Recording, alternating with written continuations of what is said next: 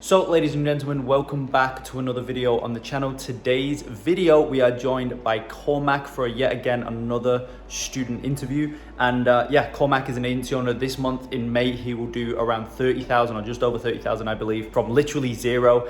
Back in, I believe he got his first client like back in November, December. I don't want to give too much away, but he has been able to scale extremely fast from the point he got his first client, but he's really experienced the snowball effect. It took him a very long time to get the first client, but as soon as he got it, that's it. Now he's ramped to 30,000 a month in just under 4 or 5 months since signing his first client. So he had a lot of insight in regards to why he feels as though he scaled the way he did, and kind of his just his journey overall. Great interview. I highly recommend you sit down for the next however long it is, roughly 30 minutes, and take some notes, right? Because it's very insightful. So I hope, as always, you're able to pull some actionable insights. Now, guys, if you are interested in the Quantum Leap Ecom Agency program, which Cormac is actually a part of, basically go ahead, right below this video, you'll be able to see an option for you to go ahead and book in a call with our student success manager, Daniel, who'll walk you through the program, who'll show you how and why we are routinely producing multiple six-figure agency owners from literally zero.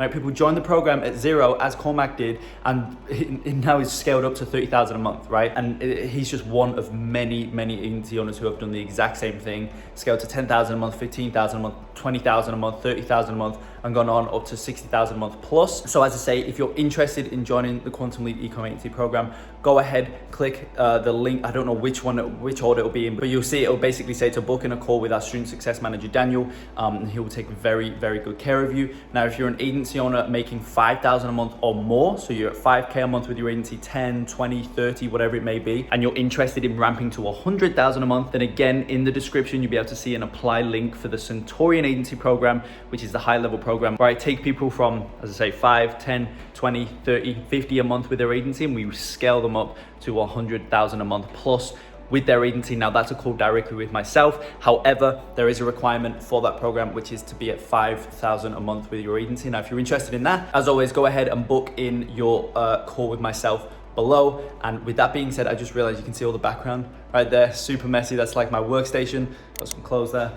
But as always, I deeply hope you're able to find some value in this video. And with that being said, I will see you inside of the interview.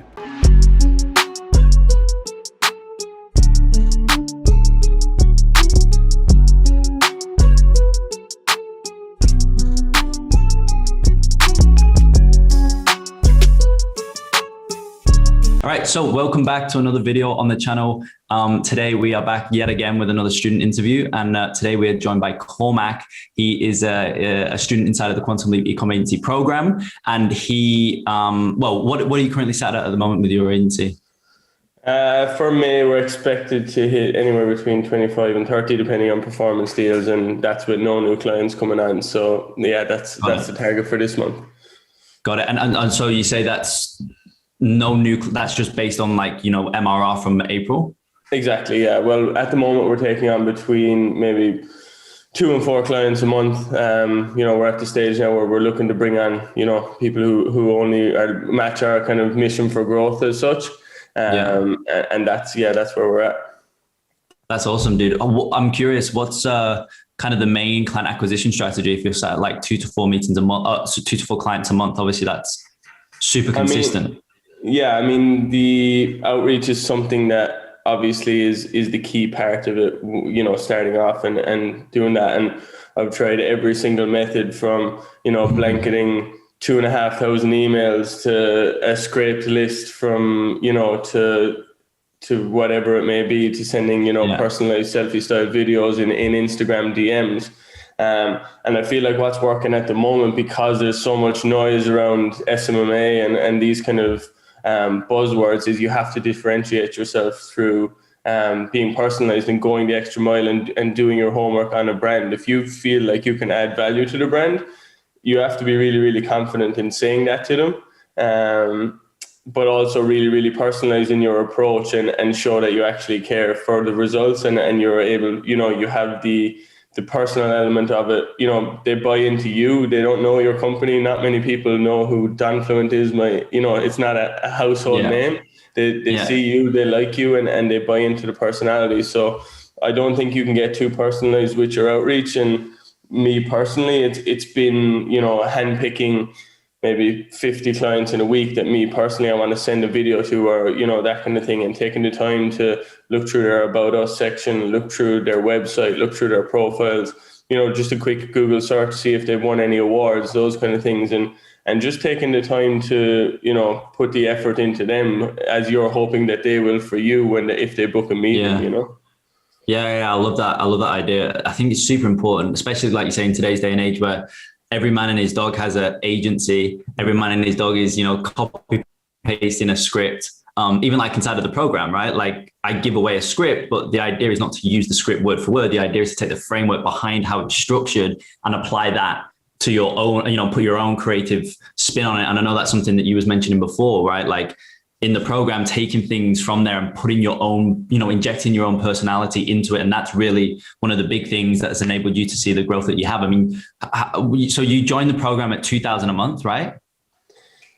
Yeah. So this time, it's just under 2 years since I kind of started, properly, looking into this and pursuing clients and those kind of things. And it's been a lot of trial and error since then. But yeah, since last November, I think we were collected, and this was just by an old-fashioned bank transfer. It was like 2.5k a month wow, total, and now so it's been like 6 months of just like month on month growing like 50% every month, if not more. It's been interesting, but it's been really enjoyable.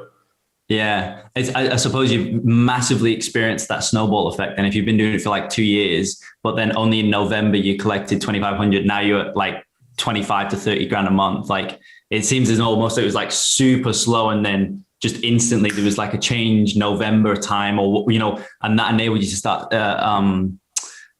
growing, like say like 50% month on month. I think that's the other thing that nobody sees, as well, like that 2 year period. They just look at you like November, 2,500 or whatever, and now you're at like 25,000 a month. They just think, oh, you've grown so quick, you scaled so quick. It's like, yeah, but I also started like 2 years ago. Yeah, exactly. I mean, you speak to people, and I'd be kind of a person where I don't like to talk about something until it's like, happened, or, speak too soon.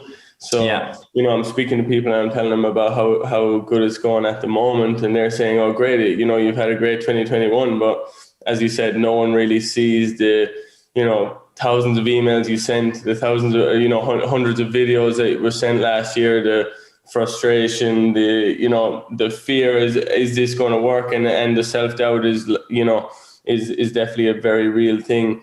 Is this something that I'm actually good at? Is it something, all these thoughts are creeping in, but consistency is one of the biggest things you can have in this. And, you have to sit down at the start of your journey and say, this is where I want to go. These are the numbers. So break it down and I work off small goals, and speaking to a few guys in the community and in the program, what they lack is, one day it's 100 leads they reach out to and it's amazing, they're on top of the world, but then for 3 days it's nothing. So, you're better doing 30 leads every day, staying consistent, keeping your numbers. And, over time, it's like you can't go, what I really, really like about the business model is you can't go backwards. Every single day you do something, you're consistent, you're only compounding, and you can only actually get better. You can't get worse if you keep doing the consistent things, if that makes sense. But you know what I mean? Every day you turn up and put in a good day, you're actually moving in the right direction, whether you may think it or whether you don't. Yeah, for sure. You kind of, you're laying the ground for you eventually to, the path ahead almost, right? Like consistent action. And then the other thing as well is like, you're always learning. Like if you send 1,000 emails and you don't get a meeting booked, you can look at it as like, I sent 1,000 emails and I didn't get a meeting booked. Or you can look at it as I sent 1,000 emails to 1,000 potential clients. Let's have a look at how they responded to that 1,000 emails. Did they, respond saying, F off? Did they respond saying, I'm okay at the moment? Did they respond saying, I've, we've got our strategy down packed. There's so many responses, and different responses imply different things. And that's just for the email side of it, so you're always, like you say, you're always learning. So every single day you're bound to get better and better and better. And like you say, that's where the consistency comes into play, right? Definitely. Yeah. I think for any potential people looking to, on both sides of the service, I suppose, in terms of outreach and in terms of service delivery, people's attention is like the most expensive thing that you're looking for, anywhere. So, just by sending one cold email or one 3-part email sequence is just not enough these days, because people's attention is so finite. But you have to just grab it with both hands when you have it. So, I mean, following up on LinkedIn, connecting on Instagram, liking their photos, showing genuine interest, and not just making them feel like you're another number in an outreach list, which for me has been huge. Calling people by their first name, sending them a video, me personally, and talking about their brand specifically. There's by no way they can get you confused that you're in a cold list, or that you're part of a blanketing flow. It makes them feel, and they know you're serious, because you've taken, even if it's 59 seconds out of your day to show your level of intent. Even if they come back to you, they're going to take the same level of time to, reply. And replies, whether they're good, bad, or ugly, are fantastic for evolving the way you do it. So, if you get it, this is not what I'm looking for. And if you get that, 20, 30 times, you might want to think about your offer and what you're actually pitching. And, it's that continual progression of what you're doing. And, at the start, I was in that, typical agency thing where I do a website, I do anything and everything I could get my hands on. I build you a website, I build you, whatever you'd like. And I actually got pretty good at it, but you have to stay focused on what your offer is, and you find out what exactly you find out what's desirable from your market research, and you have to just keep note on what people say to you, because it's invaluable. That time that they give you is, again, the attention is quite important. Yeah, for sure. I really like that idea as well about you've got to make them feel special, and make them know with certainty that you've reached out specifically to them, or at least just make them feel like that. If they feel like it's a script, you've instantly lost them. Like, just instantly, they're like, oh, whatever, because they instantly then whatever you, and you kind of get pushed into the pool of the other 10 agency owners, 50 agency owners who reached out to them that same week with probably the same script, just a small variant of it, and it's just like, you can't expect, like, these business owners get reached out to probably hundreds of times a week or a month, whatever it is. And they're not bringing on service providers 100 times a month, right? So there's a reason why they're not bringing all of these people on board. And so if you reach out in the same way, what are they going to do to you? They're just going to do the exact same thing. It's like, how can you expect to get a client on when you're reaching out the same way everybody else is reaching out to them, and they've said no to everybody else? You reach out to the same way and expect a yes. It's like, it's just never going to happen. Yeah, definitely. And that's something that the program is quite good in terms of giving you that structure, but it's up to you to then tailor it. And you're building a company at the end of the day. You can't just expect to copy someone else's and get success, but to have that framework and then to apply your own personality and be able to, give it your own twist as such is something that's invaluable, because, without something like that, without that structure, it's going to take you so much more time, and time is definitely something that you can't get back. I've no problem. I've gotten to the stage where I've no problem spending money, spending thousands, spending whatever it may be, if it's going to, in 6-12 months time lead to that snowball effect again, but on a much bigger scale. Yeah, exactly. That's again something else people don't realize. I think when they look at building an SMMA as like this, they look at it as like drop shipping, like, oh, just get a couple clients, make a couple grand. But if you go into it with that mindset, you've pretty much already failed. It's like, we're building, and that's obviously one thing I push in the program, I push on this channel and whatnot, is like, we're not building an SMMA. We're building a real business. Like it's a real, like you say, it's a real company at the end of the day. And in order to, like you say, in order to build a real company, it's not easy. You got to be consistent and you've got to put your own spin onto things. Take frameworks for sure, but then inject your own kind of personality and whatnot into it. And I'm curious to go back a little bit, like rewind the clock a little bit, and look at, so you were sending like emails, right? Thousands of emails, getting no responses and whatnot. What was the change that you implemented in order to get your first client? Because it sounds as though, like, say, for example, month one, right? You got, you know, the first month that you got your first client, it sounds pretty much from there on in, it was just every month at that point, you just needed that first client, right? Mm-hmm. But then every month from there on in, you've pretty much 50% increase, whatever it is, you've signed more clients. So how did you break through the barrier to get that first client after sending thousands of emails and getting either no responses or, you know, just no interest overall?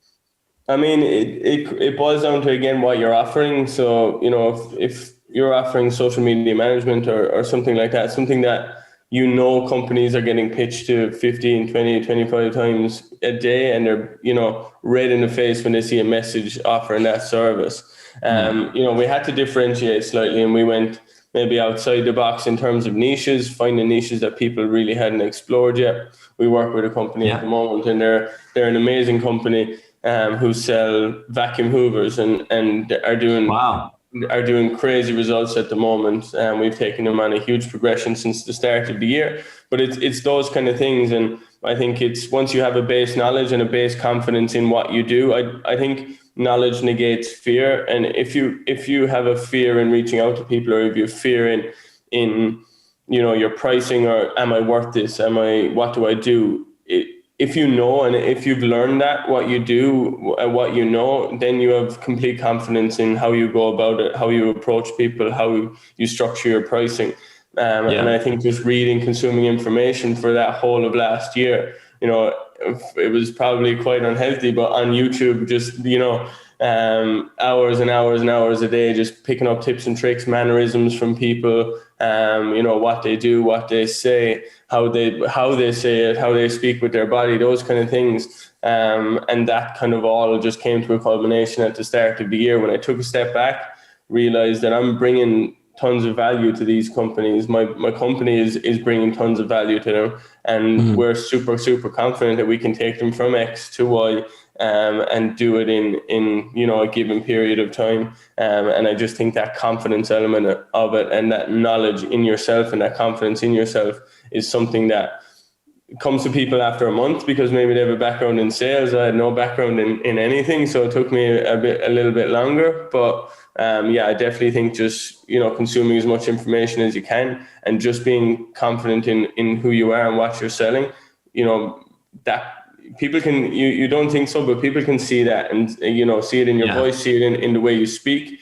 And that would be the biggest thing, because you see some people, even on a Zoom call, even on a Q&A call, they're afraid to show their face, or, you know, you don't know who they are. But you need to step out of your comfort zone and realize that, you know, people who are in a job, they're guaranteed their wage every month. If you don't put yourself out there, and if you don't actually actively go and assert your confidence on other people, you're not guaranteed your paycheck at the end of the month. So it's that kind of fear element to it too. But I hope that's kind of a roundabout way of answering your question.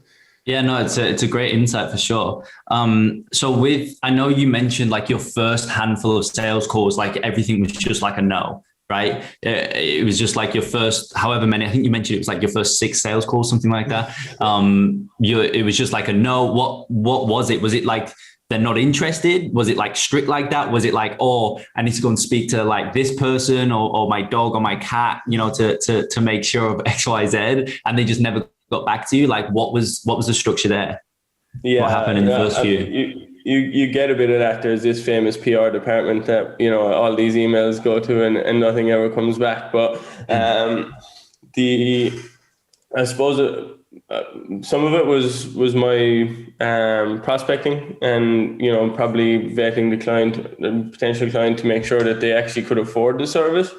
And second of all, was just being sure in my offer, you know, following a structure in terms of finding out as much information as possible, and then piecing together an offer that is particular to their situation, but is my skills, not, as I said, divulging into, I'll do this, I'll come and cut your grass, I'll do a website, I'll, all of these kind of things. Yeah. What you're doing is paid traffic, and what you're doing is worth a lot of money to them. So you have to be, it comes back to your offer again, and it's probably one of the most important things. I think listening is a huge part of the sales call. For the first few ones, I was probably guilty of having like this huge sheet of things I wanted to say, and then trying to just rattle them off and get through them as quick as possible, and then sit there and hopefully they just say yes. But you just lead the meeting and be assertive, and they want to speak to you. They've booked in the time, so you have that. You can relax in that knowledge, but listening to their problems and making note of that. So then when you refer and you piece together your offer at the end, you're touching all of their pain points and saying, this is what we can eliminate. We can save you time. We can, bring you X amount of money, and make that emotional buy-in for them a complete logical. It can't be. It's nonsensical for them not to sign with you. So you have to make it that situation, and that's by listening and actually finding out what is their problem. Yeah, and leveraging their answers to, like you say, leveraging their answers to the questions that you asked to then reframe your offer in a way that is, like you say, it's a complete no-brainer for them. It's like it's the perfect thing. It's the thing that they've always wanted. If you position it in a way where it's like, this is what this brand has always wanted. This is what they've been searching for, hopping on all of these agency sales calls that they've been on, looking through all of the hundreds of emails they get every week. This is what they've been wanting. This is what they've been looking for. If you pitch them that with an offer that like eliminates downside, I mean, there's not a chance they're going to step off the call. They're going to move forward, and barring logistical issues. I'm curious as well. How has your offer evolved over time? Yeah, I mean, it's definitely. I think your natural progression is to obviously want to work with bigger and bigger companies, and we're working with a couple of companies now who are at a 7-figure annual recurring revenue, and multi 7 figures. So it's tailoring the offer to them, because you can't afford to. They can definitely afford a bigger service fee, but there's more expectation on your end to deliver a higher end of service. So it's building around the offer. So our offer is paid traffic. We've obviously added Google as a side project, I suppose. About 6 months ago, I started learning Google, and that has helped us to be able to kind of go after our goal, which is being omnipresent and running multiple platforms at one stage. But Facebook and Instagram is obviously our main honeypot at the moment. So I suppose the offer has evolved in what we bring with it, in terms of the weekly video check-ins, or weekly Loom videos, the Friday updates, the bi-weekly check-in calls, the comprehensive reporting, and just being available for the clients. A lot of these people haven't taken this step before, and getting rid of that fear, because they could be doing amazing. You'd be surprised at the amount of people who are doing 500, 600, 700K a year and have never run ads. They've just built a really, really good business, and people are almost afraid to reach out to the people who have 50, 60, 70, 80,000 followers, but they need your help just as much as someone who's starting off. And our offer has evolved by just negating his fear and being just there for the clients, along with obviously just consistently consuming information, and that feedback loop from clients, what we could do better, and from, let's say, media buyers, from the outreach team, what we can do better personally and what we can do better for our clients. And I don't think you can have enough information in terms of your market research when you outreach, in terms of we send surveys at the end of every month to our clients, to the staff, and just continually seeking small improvements in the business as a whole. And it's that consistent thing again. If you're improving month on month, you're bound to see it improve, and it can only steadily increase. So in terms of our offer, it's the bells and whistles around it. It's paid traffic. We do it really, really well, and we're really confident in that. But it's the comprehensive nature of the all round service that really we've solidified over the last few months. Yeah, that's amazing, dude. And on the service delivery side of things as well, were you a media buyer for your, like, because I know a lot of media buyers then kind of transition to an agency business model. They run the ads for their first few clients because they know how to do it. Then once, they kind of hit cap, that's when they progress and getting somebody on board. I know that's what I did. I got to 10 clients, way too much to handle. Agency failed a little bit, had to bring somebody on board. Anyway, that's kind of how I went about it. I know other people bring on a media buyer before they have the first client. So when the first client comes on board, they've got somebody there, the service delivery is kind of taken care of, hopefully, given that they've chosen and hired the right person. How did you go about service delivery initially? And how's that? And I'm curious as well, how that's evolved as well, in terms of you saying, 6 months ago, you started to add on Google Ads as a service. Is that something that you're the same media buyer took care of? Did you hire again for Google Ads specifically? How's that structured? Yeah, so initially, I suppose in terms of ads, I learned them myself and had like a previous life as a barber, so I had to generate clients for myself that way, and just basically learn. So yeah, moved to a city that I wasn't really moved to a city half an hour from now, so didn't really know anyone. Put myself out, goes, how am I going to get clients? And then just turned social media, started advertising, put up an offer, and quickly, slowly but surely, I was like, this actually works. If I can do this for me, I can definitely do it for tons of other people. So I had a little bit of an insight in that. Obviously started down the route of boosted posts and all that, crap that it should never have happened. But yeah, then that kind of gave me the knowledge. So then for the next, that was probably, just under 2 years ago, as I said, just over 2 years ago. And then it was just learning. So from client 1 to probably 4, I managed myself. But since when I started this, I've given myself like 5, 6, 7 years to take this through to progression at the absolute minimum. That's what I'm dedicating to this, whether it fails, whether it does great. I love that. You have to be consistent with it, and I'm not going to give up next week because something doesn't go my way. But I love that. First 4 clients was to managing myself, but I have this goal of it being a company that speaks for itself and stands on its own 2 feet. So I took on a media buyer pretty early.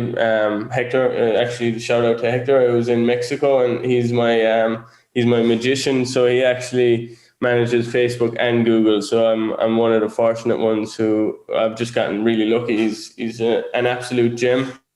And we're just taking on our second media buyer. So from 1 to 4 was me. But I wanted to really focus on driving sales, and I'm quite a personal guy, and I like speaking to people. I like getting on calls. I actually enjoy doing the outreach, which is kind of weird. But the service. First aid, don't know if I'd say that.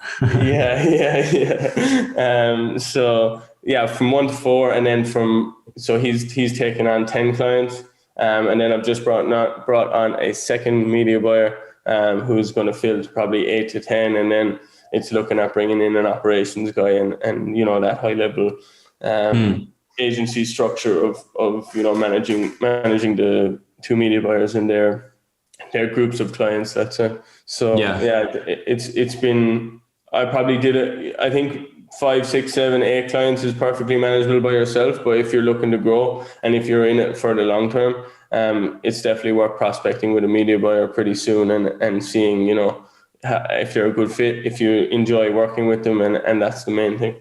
Yeah, 100%. And you mentioned there briefly that you got lucky, right, with Hector. That is, obviously it sounds like a tremendous media buyer. He can do the hybrid Facebook and Google. But obviously it wasn't pure luck, right? Like you would have obviously was looking for certain things in the hiring process. You would have gone to certain sources. Can you explain that a little bit more? Like what were you hiring against? What were you looking for in the media buyer? And how did you go about actually finding him? Yeah, I mean, I'm a big believer in personality and people's, if they match what I'm looking to do for the next 4 or 5 years of their lives. I'm saying to them, if you give me, consistent work and you match my aim to grow, I'm going to reward you 10 times over, because I'm a firm believer. I'm not like a slave driver who'll just, Looking for profits. work harder, work 13 hours a day and just try beat them into submission almost. But I think I did 54 media buyer interviews initially. Wow. Probably way too many, but you can't underestimate the importance. This is an integral part of your business. The service delivery is what your business stands on. For me, it was the most important hire. I mean, scripts and outreach and that can be modified and can be changed, and that's quite a come and go kind of side of the business. But service delivery in-house team is something that has to be really, really good. So it was just putting the feelers out on all the usual internet platforms, coming across with the personality that I come across to prospective clients with that personal approach. Not I'm looking for a media buyer X amount a month, apply here. It's giving them a bit of insight into what you want to do, what kind of person you are, and you're bound to get a much better fit rather than just a standard job post. So and actually selling them on the position. Nobody sells. Everybody always looks at sales from like a client's perspective, but it's like, in order to like yourself, you've hired a top tier talent.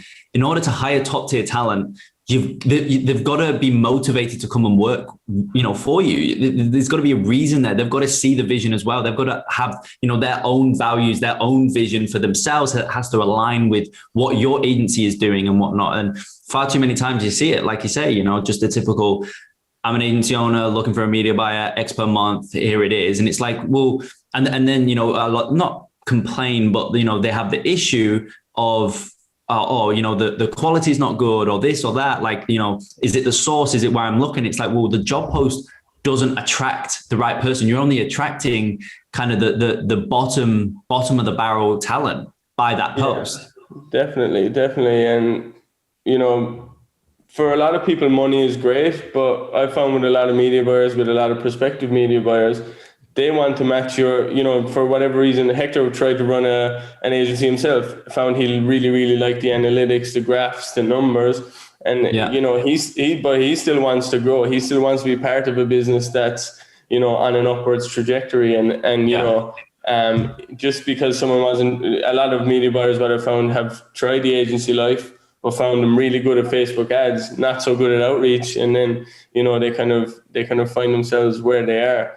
But the money isn't necessarily the big thing. If you can say to someone, right, we're going on a journey from here to here, you're going to definitely get rewarded along the way. But we're going to, it's going to be so much experience and stand to you much longer than our working life together, or hopefully, that kind of thing. It's getting them to buy into the process, just like the clients, as you said. So it's I can't underestimate the importance of having a good team, having a company culture as such, and being consistent and being able to just, you do your thing, leave them do their thing, and have that feedback loop in case anything goes wrong, and to just stay on top of things, Yeah, like you say, it serves as the spine as it serves as the spine as your agency, because it is your agency. Your agency is that yourself, your team, and service delivery. Client acquisition. People look at their agency as client acquisition, but the client acquisition is just a path that you need to go down in order to get to the main part of your agency runs ad. Your agency should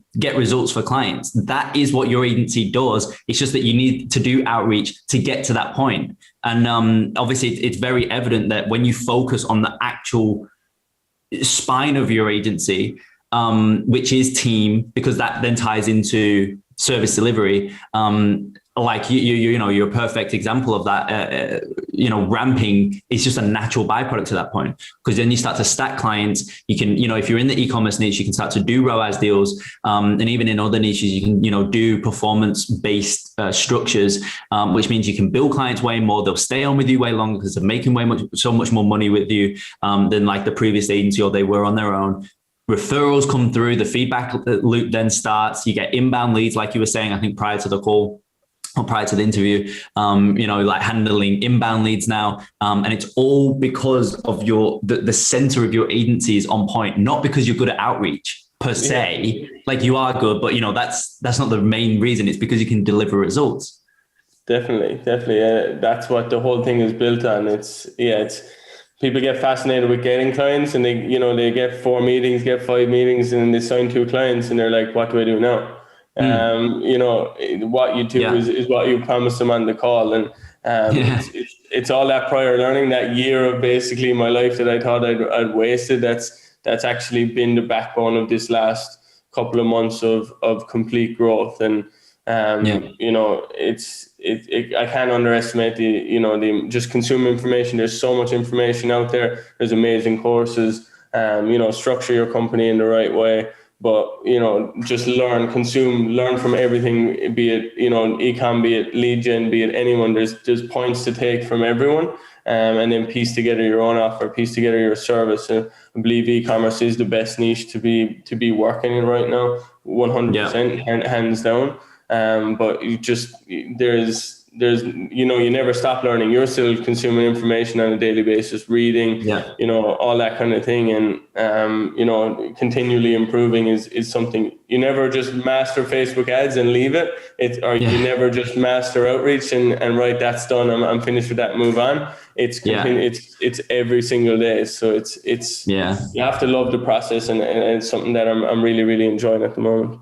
Yeah, that's 100% very, very true. Like you say, you have to love the process and the idea of the fact that you'll never know everything. And that's got to drive you, like, for example, right. It's a perfect time to bring this up because, like, for example, right now, I think everybody in the advertising world feels as though they don't know anything. Right. With obviously everything that's going on with iOS 14 and whatnot, nobody really knows what's going on. Like some people say, like, whatever, we've got a solution.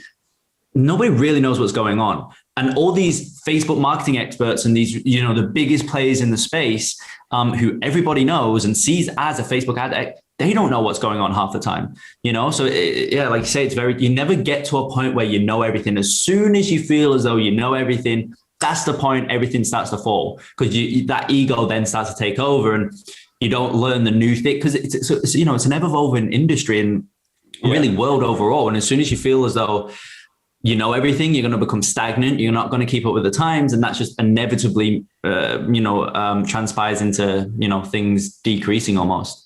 And even with the iOS 14, I think that comes back to communication and that feedback loop. No one knows what's happening, And as you said, no one knows.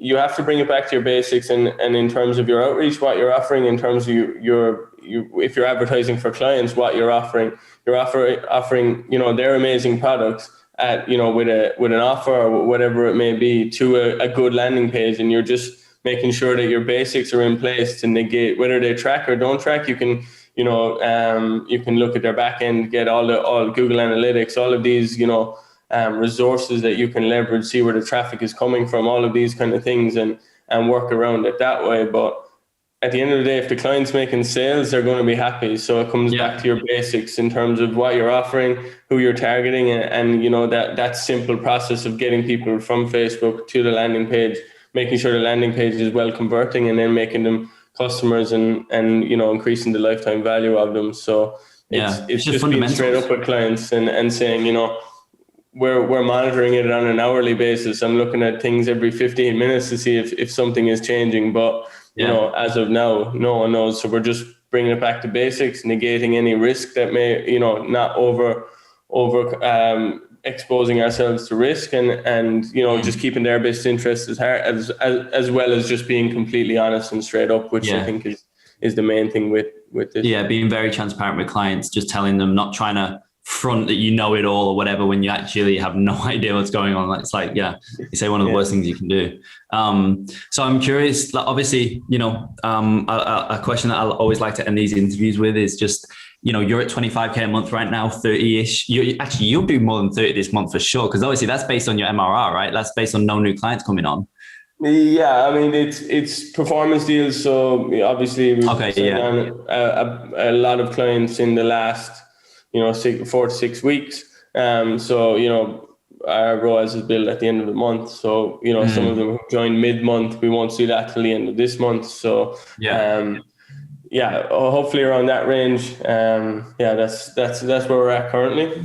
Yeah. Well, either way, 25, 30, even 20, whatever it is, you know, that's a range that a lot of, I know I did it, you know, when I was starting out, I was like, oh my God, like imagine being there. Imagine having an agency that's pulling in 25,000 a month, like more money than I know. That's ridiculous and whatnot. So, you know, looking back on your own journey, pulling from your own journey, I know you're obviously a big believer in consistency. I'm 100% there with you. I think it's extremely important. And that's one of the big things, like you were saying before, you know, that I would say to somebody starting out. But is there any other like ideas or concepts, you know, looking back on your own journey that you would tell yourself if you was to start out, or tell, you know, other people who are watching this video, maybe they're at, you know, 0 a month, not got any clients, maybe they're at 5,000 a month, maybe they're at 10,000 a month, you know, and they want to kind of break through that barrier. What is like 1 to 3 insights on that? Yeah, I mean, it's a good question, because I kind of look at it myself and I'm like, what did I even do? You know, that made a big difference. But yeah, it was never like a breakthrough. It was just like more of an accumulative effect. I suppose that, and when I was comfortable, you know, the money it's not like I'm driving a Lamborghini around the place now or anything. It's you know, I barely even take a wage out of the company. It's just sticking to what you've done all along. I suppose the biggest thing for me was realizing that I'm actually a business owner. I'm not, and being me. Like, no one else can be Kai Bax, no one else can be Cormac Donnellan, no one else can, you know, you shouldn't try to replicate just what someone else is doing. And there's a saying that I find really powerful, and it's like, don't compare your chapter 1 to someone else's chapter 10. Because if you compare yourself to me, you're already trying to be someone you're not. So, you know, I think it's being you, being the business owner, and growing into that role is something that's definitely helped me. You know, you're a person of authority. You manage people. You're a business owner, and a respected business owner at that. So just take yourself seriously, but be yourself, and act like you treat like you want to be treated, and put out those, you know, that kind of law of attraction thing. What you put out will kind of come back around to you. So, you know, if you give nothing but help and value to prospective clients and people who are stuck at, let's say, 2, 3, 4, 5K, maybe someone who can't help, you can help them. Maybe they're not a good fit. But if you just take an extra 5-10 minutes of your day to write an email to them saying, you know, this is what I think you could do. I think you could use more UGC on your social media. I think you could, you know, just these little tips and tricks. And then, you don't know, like, we had a client that came back to us after 3 months and said, you know, last November I'd taken the time to send him a video, say, look, I think there's great prospects. I think you have a great product, a great service, great website, great digital assets. And, you know, in the first week of March, they said, look, we've actually experienced phenomenal growth, and, you know, can we start now? And just taking that extra time to be a business owner and put out what you would like to get back, and not just treating everyone like a number on a page or a number on an Excel sheet, and building your empire as such that way. Yeah. Amazing, dude. I love it. Well, I think everybody who's watching this right now, I think they could pull tremendous value from that. A lot of insight into obviously a bunch of different areas and whatnot. And I deeply appreciate it, man. Yeah, I really appreciate, you know, speaking to you. And I can't underestimate the importance of getting a coach, learning from someone, getting a mentor. And, you know, as I said, the one thing you can't get back is time. So if you can expedite that knowledge process and learn the right things from the right people, like investing in a course, investing in yourself, be it, you know, something like an Aura Ring, be it something like anything like that, to make yourself better on a daily basis, just go for it. And you mightn't see the effects tomorrow, next week, but, you know, for a few months down the line, you definitely will. So, you know, it's been great to chat. Thank you very much. Yeah, of course, man. As always, everybody watching, I hope you found value in this video. If you did, go ahead, smash the like button. And with that being said, I will see you in the next video.